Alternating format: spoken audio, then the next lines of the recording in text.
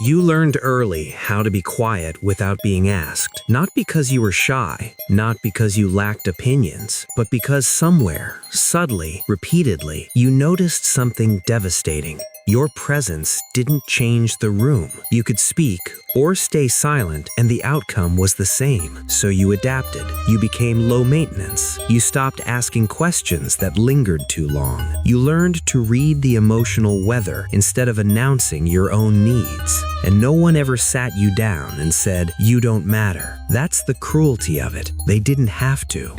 Neglect doesn't bruise the skin. It leaves no dramatic memories, no singular moment you can point to and say, "That's when it broke me." Instead, it's a slow erosion, a quiet vanishing, a grief without witnesses.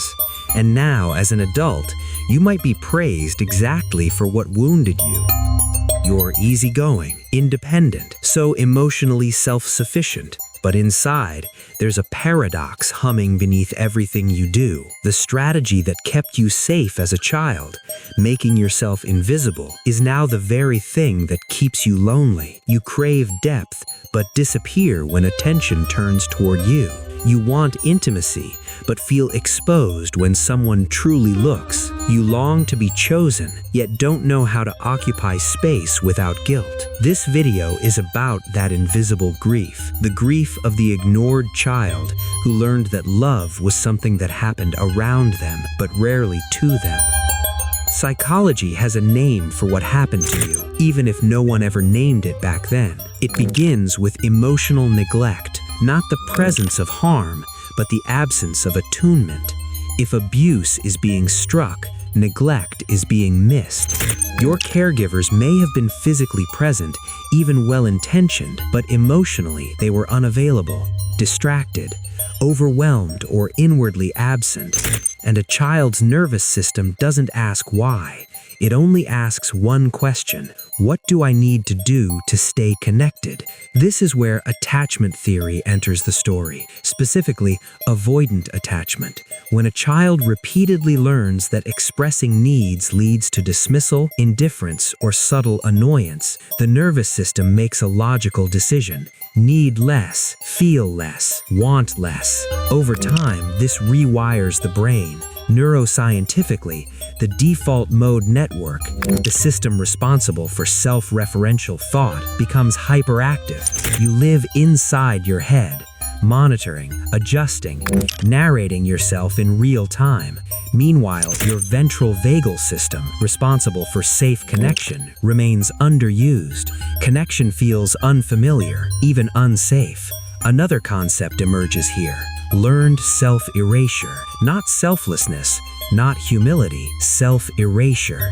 It's when a child unconsciously concludes that their inner world is irrelevant to others and begins to treat it that way themselves, like a house with the lights always off, even when someone comes home. This is where the grief lives, because the ignored child doesn't just lose attention, they lose permission. Permission to be loud, permission to take up time, permission to be inconvenient. They sacrifice authenticity for belonging, except the belonging never fully arrives.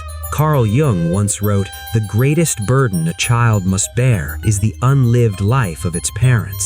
But there's another burden just as heavy: being unseen in the life you were already living. So you learned to survive without asking. You learned to ache quietly. You learned to soothe yourself before anyone noticed you were hurting. And the fear underneath it all is simple but profound. If I reveal myself, I will be ignored again. So even joy becomes complicated. You downplay good news. You preemptively minimize excitement. You soften your desires before anyone can reject them. This is invisible grief, the mourning of a self that never fully arrived. A grief without rituals, without acknowledgement, without language. And the tragedy is that the world often rewards this adaptation, mistaking emotional absence for maturity. This doesn't disappear when you grow up. It gets more sophisticated. You might notice it in at least 6 ways. In relationships, you become the listener. You know everything about them. They know very little about you. You struggle to ask for help, even when drowning. Independence feels safer than disappointment. You overfunction at work. Being useful feels like the closest thing to being valued. You feel uncomfortable when attention lingers. Compliments feel invasive. Praise feels undeserved. You minimize your pain instinctively. It wasn't that bad. Others had it worse. You don't know what you want, only what's acceptable to want. These are not personality traits, they are coping strategies, and healing doesn't begin with changing them, it begins with witnessing them, not gaslighting yourself, not intellectualizing the past, but saying gently, "Of course I disappeared, no one was looking." That recognition is revolutionary. Healing the ignored child is not about becoming louder overnight. It's about becoming present with yourself first. This is where inner child reparenting begins, not as a technique, but as a relationship. You start asking questions you were never asked. What do I feel right now? What do I need, even if it's inconvenient?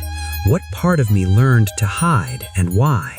This is also where shadow work enters, not the dark shadow of cruelty, but the bright shadow of suppressed desire. The part of you that wanted to be seen, that wanted to matter, that still does. Healing means choosing softness where you once chose disappearance, boundaries where you once chose silence, presence where you once chose survival. The philosopher Simone Weil wrote, "Attention is the rarest and purest form of generosity." And now finally, you get to offer that attention to yourself. You were never broken, you were unwitnessed.